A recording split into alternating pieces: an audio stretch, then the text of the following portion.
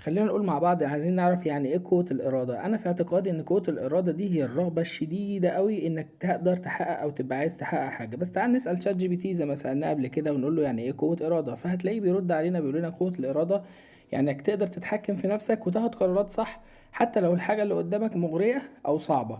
يعني مثلا لما تكون عايز تنام بس تقوم تذاكر رغم انك خلاص غلبك النوم، دي اسمها قوة إرادة. لما تحاول تبطل عادة وحشة زي السهر أو التدخين، دي اسمها قوة إرادة. لما تلتزم بهدفك حتى لو الدنيا ضدك، دي اسمها برضو قوة إرادة. وعايز أقولك إن في فرق ما بين قوة الإرادة والتسويف، ودي هشرحها لك في شورتس تانية إن شاء الله.